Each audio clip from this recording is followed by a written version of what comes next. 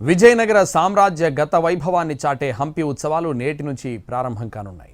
మార్చి 2 వరకు అత్యంత వైభవంగా హంపి ఉత్సవం నిర్వహించేందుకు కర్ణాటక ప్రభుత్వం సన్నాహాలు భారీగా చేసింది.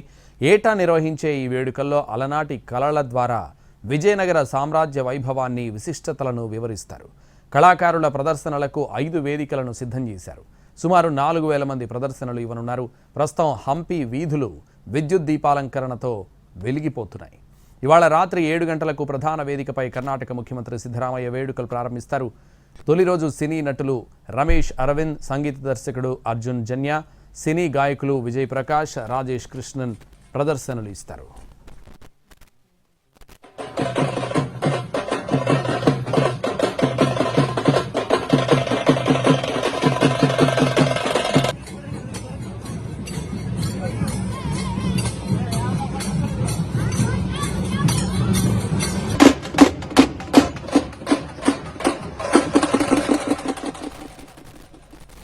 ₹15 కోట్ల హంపి ఉత్సవాలను నిర్వహిస్తోంది కర్ణాటక ప్రభుత్వం. హంపి ఉత్సవాలకు వచ్చే పర్యాటకుల కోసం రోజు 40 ప్రత్యేక బస్సులు నడుపుతున్నారు. 25 చోట్ల తాగునీటి వ్యవస్థను ఏర్పాటు చేశారు. 10 తాత్కాలిక ఆసుపత్రులు, 9 అంబులెన్స్లను పర్యాటకుల కోసం అందుబాటులో ఉంచారు. దుమ్ము ధూళి లేకుండా లారీల ద్వారా నీటిని పంపింగ్ చేస్తున్నారు. ఉత్సవాలు జరిగే ప్రాంతంలో సీసీటీవీలతో పాటు ట్రాఫిక్ సమస్యలు తలెత్తకుండా పోలీస్ శాఖ ప్రత్యేక చర్యలు తీసుకుంది.